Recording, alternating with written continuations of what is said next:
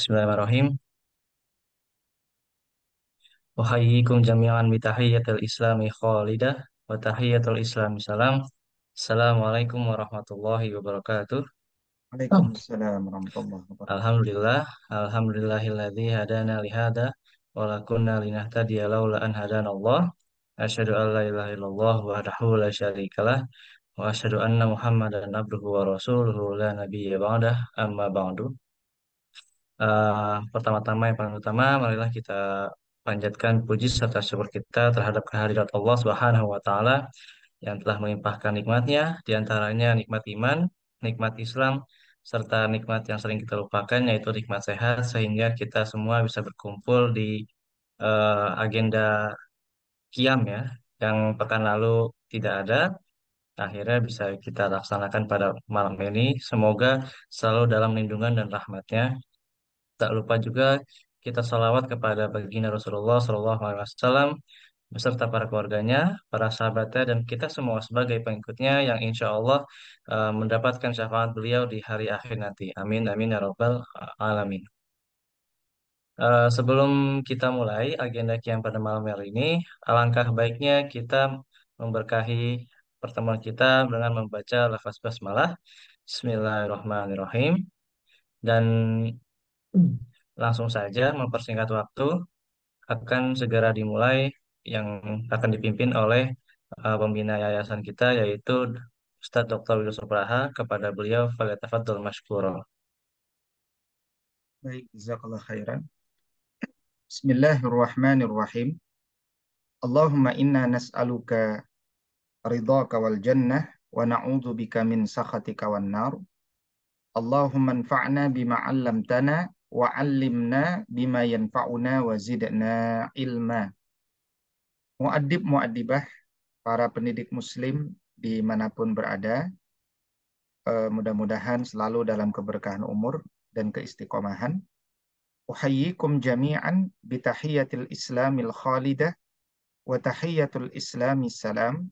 Assalamualaikum warahmatullahi wabarakatuh. Alhamdulillahi rabbil alamin wa bihi nasta'inu ala umurid dunya wad din. Ashhadu an la ilaha illallah wa ashhadu anna Muhammad Rasulullah.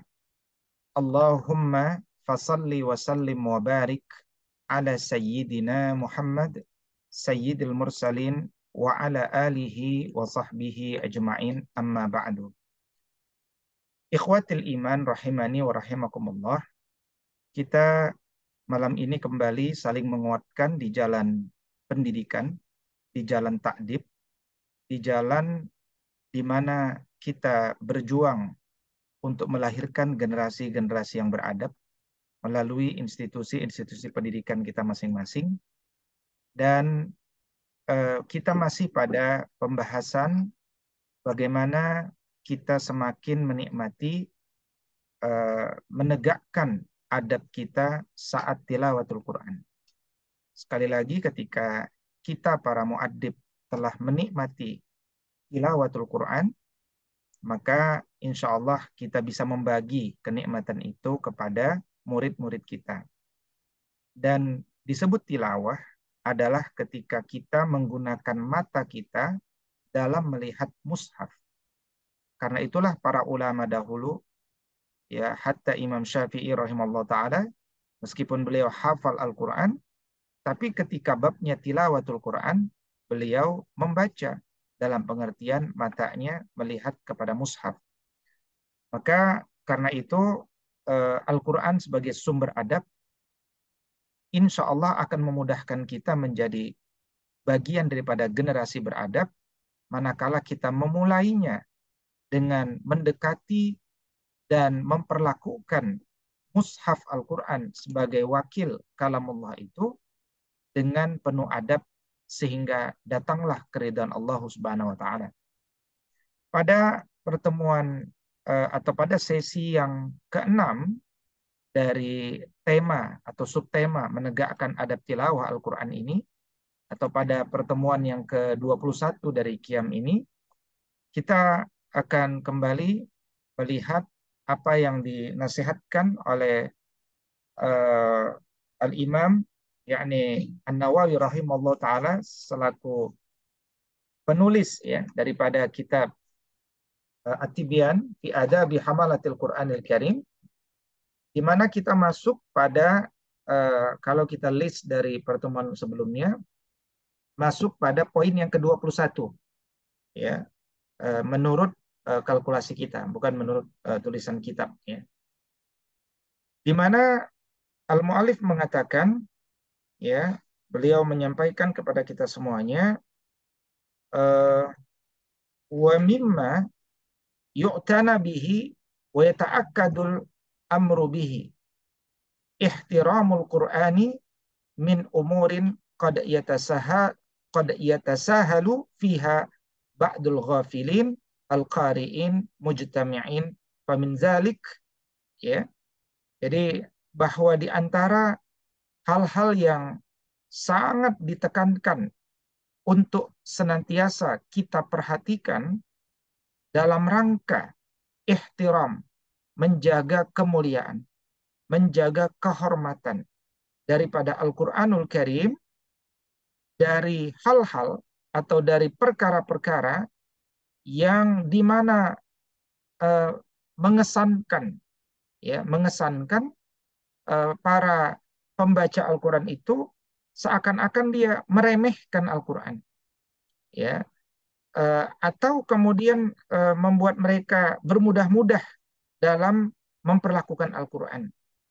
Nah, karena itulah kemudian di antara bentuk ya kita memuliakan Al-Quran itu hendaknya, kata beliau, yang perlu kita lakukan adalah ijtinabut dhahik wal laghad wal hadisi fi khilalil qiraah illa kalaman yuttaru ilaih wal yamtasil amrallah.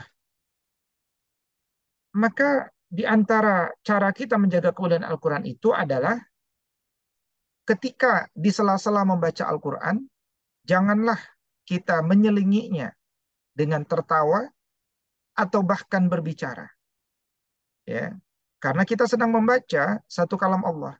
Maka ini merupakan satu kebiasaan yang buruk bagi seorang muslim ketika dia membaca Al-Quran, dia selingi dengan berbicara, dia selingi dengan berkata-kata, seakan-akan kata-kata itu sedang berkompetisi, sedang bersaing ya, dengan ayat-ayat Allah Subhanahu wa taala yang mulia. Apalagi kalau kemudian dia bukan sekedar berkata-kata tapi dia tertawa ya, atau dia berbicara dengan kebanyakan orang ya. Illa kalaman, kecuali kalimat-kalimat yang memang sangat sifatnya darurat, sifatnya mendesak, sehingga sifatnya wajib untuk disegerakan, tidak bisa ditunda. Nah, maka itu dibolehkan. Ya. Dan hal ini sebagaimana Allah Subhanahu wa taala firmankan di dalam Al-Qur'an, yakni surat Al-A'raf ayat ke-204, ketika Allah Subhanahu wa taala firmankan, a'udzu billahi minasyaitonir rajim, wa idza quri'al Qur'an fastami'u lahu wa ansitu la'allakum turhamun. Jadi ternyata cara kita mengundang rahmat Allah itu mudah, yaitu jika dibacakan Al-Quran, maka dengarkanlah bacaan Quran itu, entah dia dari televisi, dari radio, dari speaker masjid, atau dari seseorang yang sedang membacanya, maka resep mendapatkan rahmat, kasih sayang, karunia, keberkahan dari Allah Subhanahu wa taala adalah ketika kalamnya dibacakan, kita memberikan perhatian. Dengan apa? Dengan mendengarkan. Dan tentunya kemudian kita diam. Ya. Wal yaqtadi bima rawahu Ibn Abi Dawud an Ibn Umar radhiyallahu taala anhu annahu kana idza qara'a al-Qur'an la yatakallamu hatta yafrugha mimma arada an yaqra'ah. Dan hal ini juga merujuk pada Abdullah ibn Umar radhiyallahu taala anhu, bahwa ketika beliau membaca Quran, Maka Abdullah ibni Umar itu tidak akan berbicara sampai dia menyelesaikan target bacaan yang dia kehendaki. Ya, sampai dia menyelesaikan pembahasan apa namanya tilawahnya. Lam yatakallam hatta yafragha min zakarahu zakarahu fi kitab tafsir fi qaulillahi ta'ala nisa'ukum harsul lakum. Ya, dan Al-Imam Al-Bukhari menyebutkan perihal pentingnya dalam hal ini dalam bab tafsir ketika menjelaskan firman Allah dalam Quran surat Al-Baqarah ya, ayat 223 ketika disebutkan nisa ukum harsul lakum, dan beliau menjelaskan tentang pentingnya ya membaca Quran itu hingga selesai ya sebelum kemudian kita berbicara dengan kalimat-kalimat dunia. Nah, ini adalah cara orang-orang solih menjaga kemuliaan Al-Quran. Ya. Eh, Berikutnya, wa min zalik al-abasu bil yad wa ghairiha fa innahu yunaji rabbahu subhanahu wa ta'ala fala ya'bas baina yadayhi. Di antara cara kita menjaga kemuliaan Quran yang lain adalah janganlah kita bermain-main tangan atau bermain-main selainnya. Karena resapilah ketika kita membaca Quran itu, kita sedang bermunajat, sedang berdoa, sedang berinteraksi, sedang memfokuskan diri dengan tauji Rabbani, dengan arahan-arahan ilahiyah, dengan mau'izah hasanah. Oleh karena itu, hendaknya dia jangan bermain-main sesuatu yang sia-sia di hadapan Allah Subhanahu wa taala. Wa min dzalik an-nazaru ila ma yulhi wa yubaddidu zahn. Ya, di antara yang juga tidak diperbolehkan itu adalah ketika dia membaca Al-Qur'an, dia melihat sesuatu yang mengganggu perhatian utamanya, mengurangi fokusnya, atau mengganggu konsentrasi. Nah, ini misalkan kalau kita membaca Quran dengan mushaf melalui handphone, Android. Seringkali karena muncul pesan baru, maka kemudian kita jadi lebih tertarik dengan bacaan Quran daripada Al-Quran. Maka hendaknya kita memperhatikan dalam masalah ini, ya. Dan yang lebih buruk lagi, kata beliau, adalah wa aqbahu min hadza kullah an-nazaru ila man la yajuzun nazar ilaihi kal amrad wa ghairihi. Fa inna nazara ila al-amrad al-hasan min ghairi hajatin haramun sawa'un kana bi syahwatin au bi ghairiha sawa'un aminal fitnatan am lam ya'manha. Jadi termasuk yang lebih buruk lagi adalah ketika seorang laki-laki melihat amrad. Amrad itu adalah bisa disebutkan katakan dia seorang laki-laki juga yang sedang remaja, yang kemudian dia wajahnya sangat ganteng, yang sedang tumbuh kumis dan janggutnya, yang wajahnya begitu ganteng, ya, begitu rupawan, maka seorang laki-laki pun ya bukan saja tidak diperkenankan menikmati wajah wanita, tapi juga dia jangan menikmati wajah laki-laki yang ganteng. Ya, kecuali dia punya keperluan, punya kepentingan. Dan hukum menikmati wajah sesama jenis laki-laki ya atau perempuan dengan wajah sesama jenis yang perempuan ya hukumnya haram, baik disertai dengan syahwat ataupun tidak dengan syahwat. Baik kondisinya aman dari fitnah atau tidak aman dari fitnah, maka hukumnya haram. Nah, dalam hal ini Imam An-Nawawi eh, cukup tegas mengarahkan pembahasannya pada memandangi wajah yang begitu ganteng dari sesama jenis, atau bisa disebutkan juga kepada wanita sesama wanita yang mungkin terlalu cantik sehingga kemudian dia menikmati hal tersebut. Kenapa kata beliau? Ya, dan ini nanti dijelaskan dalam pembahasan yang cukup panjang. Karena itu akan mendorong hal-hal yang boleh jadi tidak diperkenankan. Ya, karena mendekati laki-laki mungkin di masa itu bahkan lebih mudah daripada mendekati perempuan. Maka kalimat Quran surat An-Nur surat 24 ayat 30 ketika Allah Subhanahu wa taala berfirman, A'udzu billahi minasyaitonir rajim, qul lil mu'minina yaghuddu min absarihim, katakanlah kepada laki-laki yang beriman agar mereka menjaga pandangannya, maka ini juga termasuk kepada amrad, pandangan kepada sesama laki-laki yang memiliki daya pikat ya. Mungkin kalau sekarang ini bisa juga dimaknai menikmati wajah orang Korea misalkan, K-pop gitu kan, atau menikmati kegantengan pemain bola misalkan ya dan seterusnya. Nah, itu juga hal-hal yang sangat ya di garis bawahi oleh beliau dan bahkan beliau menghukuminya haram ya. Kecuali kalau orang yang ganteng itu kita perlu lihat mungkin karena bab pengajaran kata beliau ya, bab taklim, atau juga karena bab jual beli, atau juga karena bab akad karena kita harus serah terima barang ya, atau hal-hal yang sebatas keperluan itu, maka hal tersebut dibolehkan. Adapun selain tujuan-tujuan yang syar'i tersebut, maka seluruhnya adalah diharamkan.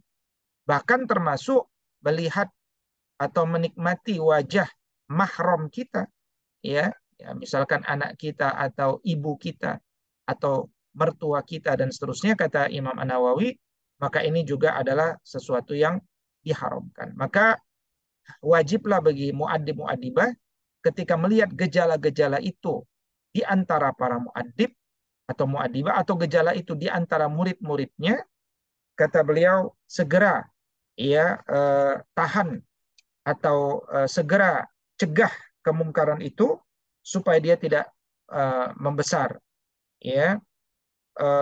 Kata beliau wa alal hadirina majlis al-qiraah idza ra'au syai'an min hadhil munkarat al-mazkurah wa ghairiha an yanhu anhu ala hasabil imkan bil yad liman qadara wa bil lisan liman ajiza anil yad wa qadara ala lisan wa illa falyunkir biqalbi wallahu a'lam. Jadi dia hendaknya merubahnya dengan tangannya ya, kalau tidak bisa dengan lisannya, kalau tidak bisa dengan kolbunya. Dan hal ini tentu telah kita pahami bahwa ini berasal dari hadis Nabi Shallallahu Alaihi Wasallam ketika beliau mengatakan man ra'a minkum munkaran falyughayyirhu biyadihi fa in lam yastati' fa bilisanihi fa in lam yastati' fa biqalbihi fadzalika at'aful iman. Berikutnya, adab yang ke-22 adalah la tajuzu qiraatul Qur'ani bil ajamiyah. Tidak boleh membaca Al-Quran itu dengan bahasa ajam, dengan bahasa orang non-Arab. Sawaun ahsanal arabiyyah am lam yuhsinuha. Sawaun kana fi shalah am fi ghairiha. Ya. Maka kemudian hal ini merupakan sesuatu yang kemudian penting untuk diperhatikan. Tidak diperkenankan membaca Al-Quran itu dengan selain bahasa Arab. Baik dia itu bisa bahasa Arab ataupun tidak bisa bahasa Arab. Baik itu dibaca di dalam sholat ataupun di luar sholat. Maka jika dia membaca Al-Quran itu dengan selain bahasa Arab di dalam sholat, maka sholatnya tidak sah.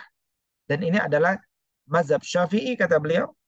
Ya, apa namanya kata beliau? Fa'in qara'a biha fi shalah lam tasihha salatu. Hadza mazhabuna. Ini adalah mazhab Syafi'i. Wa mazhabu Malik, ini mazhabnya Imam Malik. Wa Ahmad, mazhabnya Imam Ahmad. Wa Dawud, mazhabnya Imam Dawud. Wa Abi Bakar ibn Al-Munzir, dan mazhabnya Abu Bakar ibn Al-Munzir. Wa qala Abu Hanifah, dan berkata Abu Hanifah, ya juzu zalik. Hanya Abu Hanifah yang mengatakan diperbolehkan membaca Quran dengan selain bahasa Arab. Ya. Wa tasihhu bihi shalah, dan salatnya sah. Wa qala Abu Yusuf wa Muhammad, tetapi murid beliau, murid Abu Hanifah seperti Abu Yusuf dan Muhammad, ya, yajuzu liman lam yuhsin wala yajuzu liman yuhsinuha. Ya. Kata muridnya Abu Hanifah, membaca Al-Quran dengan selain bahasa Arab itu dibolehkan bagi yang tidak bisa bahasa Arab, tapi tidak boleh bagi yang bisa bahasa Arab. Maka penjelasan dari muridnya ini, menjelaskan bahwa seluruhnya bersepakat minimal kalau seseorang itu bisa berbahasa Arab, bisa membaca, maka dia tidak boleh menggunakan bahasa selain bahasa Arab. Dan hal ini juga mungkin berlaku bagi Quran yang ada kalimat apa istilahnya itu, kalimat redaksi itunya ya, kalimat redaksi bahasa Indonesianya. Maka jangan membaca Al-Quran itu dengan teks ya daripada bahasa Indonesianya itu ya. Nah, muadib-muadibah semuanya, pada pertemuan kita yang singkat 30 menit ini, dua adab ini sajalah yang kita tekankan, dan karena itu majelis ini kita akan seperti biasa tutup dengan mentadabburi 6 ayat ya, untuk menjadi penguat bagi para muadib-muadibah seluruhnya, agar pekan ini di institusi pendidikannya masing-masing ya bisa punya ide untuk mendorong murid-murid mencintai bahasa Arab ya, untuk mencintai bahasa Arab. Dan 6 ayat ini insya Allah akan menjadi jawaban ya, kenapa seseorang itu hendaknya mencintai bahasa Arab ya, karena Al-Quran itu kalam Allah. Kalam Allah ini diturunkan dengan kehendak Allah, dan dia diturunkan kepada orang-orang yang sebelum Quran turun sudah saling berkomunikasi dengan bahasa Arab. Maka pastilah ada reason, ada hikmah, ada ibrah. Kenapa diturunkannya ke bangsa Arab yang bahasa komunikasi sehari-hari mereka bahasa Arab? Ini menunjukkan ya, kalau orang itu belum meneliti, dugaan besar. Ternyata ada dugaan ya, bukan ternyata, dugaan bahwa bahasa Arab itu bahasa yang pasti kandungan maknanya luas. Pasti dia bahasa yang mulia. Nah, dugaan itulah yang seharusnya muncul bagi orang-orang yang baru belajar ya. Sehingga kemudian dia ingin tahu. Ya, kalau bahasa Arab itu bahasa Al-Qur'an, maka mendengarkan bacaan Quran itu berkonsekuensi mendengarkan makna di balik pilihan kata-kata yang Allah telah susun di dalam ayat yang dibaca itu untuk diresapi oleh umatnya. Maka kalau kita mendengarkan ayat tersebut, kita bisa memaknai. Akhirnya kita bisa mempelajari. Akhirnya kita bisa memahami. Akhirnya kita bisa mengamalkan. Dari situ kita jadi paham. Oh, petunjuk Allah bagiku itu begini. Oh, ternyata bukti-bukti nyata sudah dijelaskan Allah secara sangat gamblang. Maka kalau kita bergerak dengan pemahaman itu, turunlah rahmat Allah Subhanahu wa taala. Maka ayat yang tadi kita baca ini hendaknya diulang-ulang kepada murid-murid kita pada satu hari di pekan ini ya. Wa idza quri'al Qur'an, jika dibacakan Al-Qur'an, fastami'u lahu, maka dengarkanlah. Wa ansitu, dan diamlah. La'allakum turhamun. Nah, la'alla ini ya, agar supaya, la'allakum, agar supaya kalian mendapatkan rahmat. Artinya Allah tidak turunkan rahmat kepada mereka yang tidak ihtiram dengan Al-Qur'an. Ya, dan jangan sampai ketika mendengarkan Quran dibacakan itu kita juga berbicara, ini kesannya kita bersaing dengan ayat-ayat Allah yang mulia.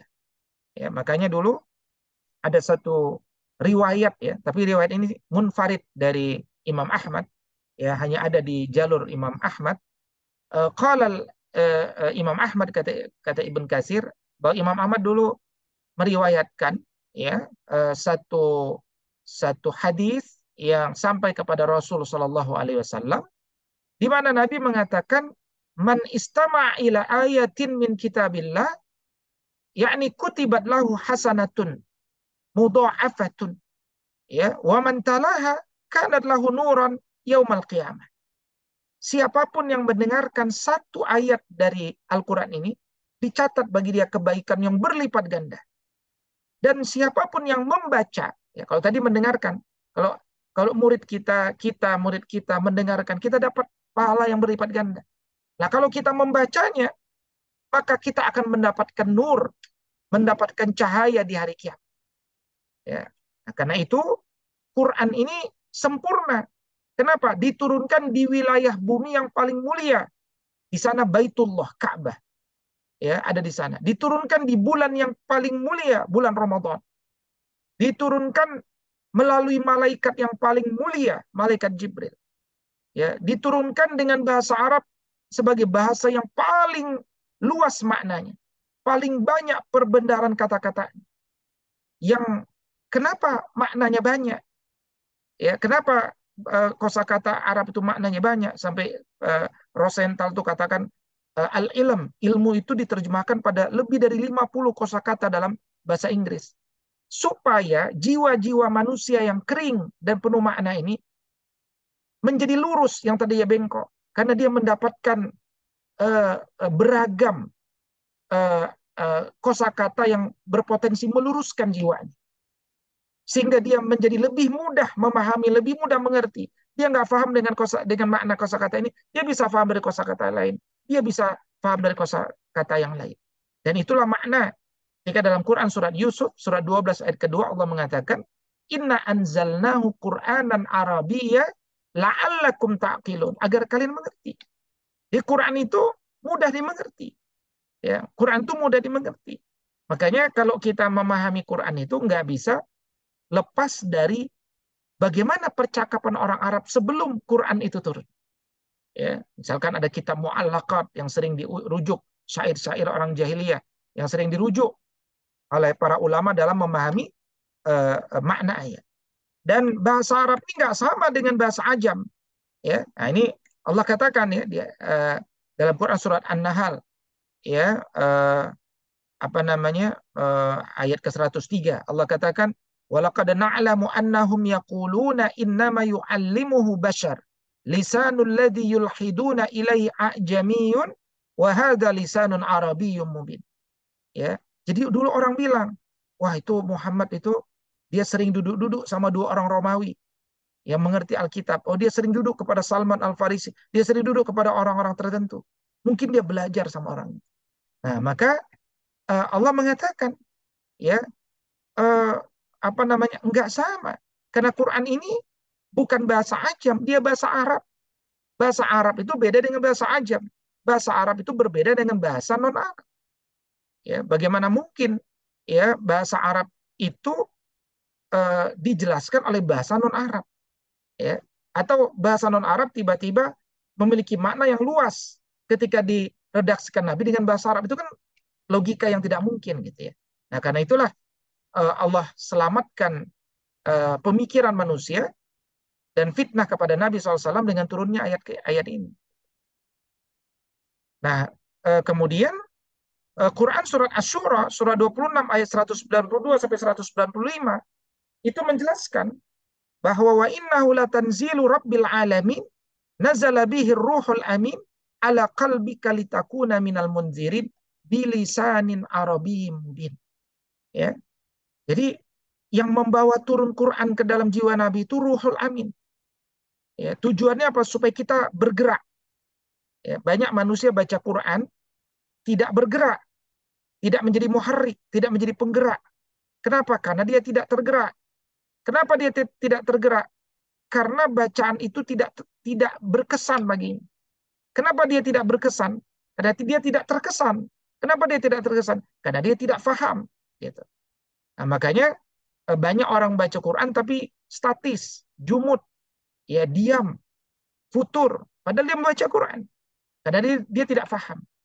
Nah, makanya kalau kita rindu jannah, fahamilah bahwa bahasa Arab itu bahasa al-jannah. Bahasa mereka yang ditakdirkan masuk jannah. Bahkan setiap katanya padat sama makna.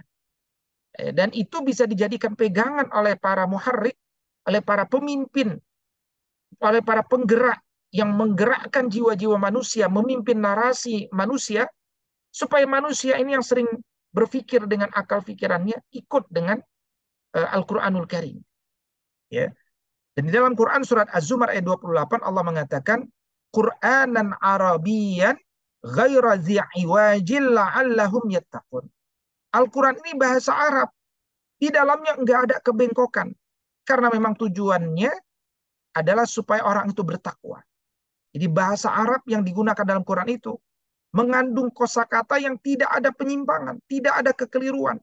Ini membangun kewibawaan bahasa Arab. Dan tentunya akhirnya membangun kewibawaan Quran itu. Nah, ketika tidak ada penyimpangan, tidak ada kebingungan, tidak keanehan, manusia itu jadi lebih mudah bertakwa kepada Allah. Dan dia lebih mudah meninggalkan penyimpangan-penyimpangan. Ya. Makanya begini, ada orang mengatakan, saya itu lebih senang maksiat daripada saya itu ibadah, tapi saya kok nggak bisa lepas dari maksiat. Ya, maka kita dialog dengan mereka bahwa orang itu bermaksiat karena sedang mencari kebahagiaan. Berarti dia sedang tidak bahagia dengan ibadahnya. Makanya dia ibadah tapi mencari kebahagiaan dalam kemaksiatan. Nah, karena itu yang perlu dilakukan adalah kenapa kita tidak bahagia? Atau bagaimana supaya kita bahagia dalam beribadah? Nah, karena kalau orang sudah merasa cukup bahagia dengan ketaatan, dengan Al-Quran, maka dia tidak butuh lagi pada kemaksiatan, kan? Gitu. Dan ayat yang keenam, Quran surat Az-Zukhruf, surat 43 ayat 3, Allah mengatakan, Inna ja'alnahu Qur'anan Arabiyyan la'allakum ta'qilun.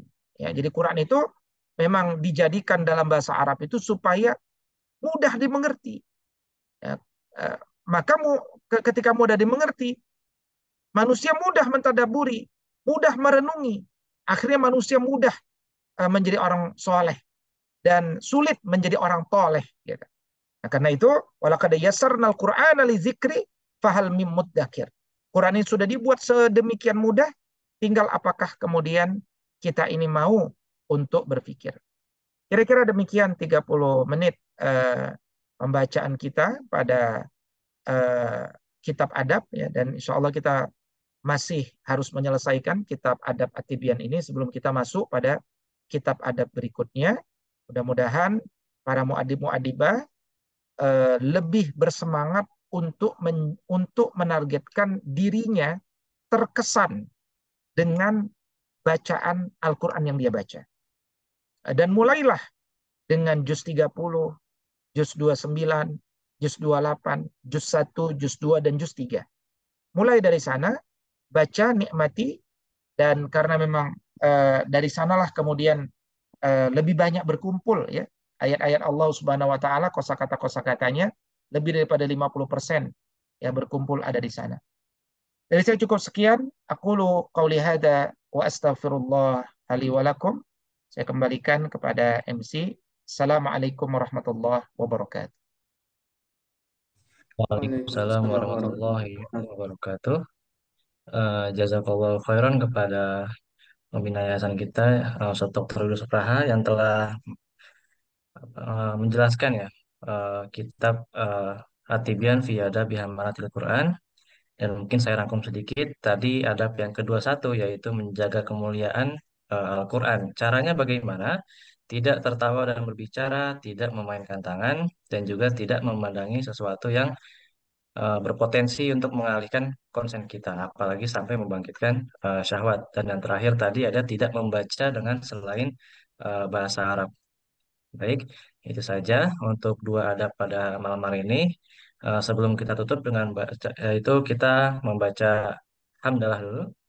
Alhamdulillahirrahmanirrahim. Dan istighfar 3 kali. Astagfirullahaladzim, astagfirullahaladzim, astagfirullahaladzim. Dan mari kita membaca doa kafaratul majlis.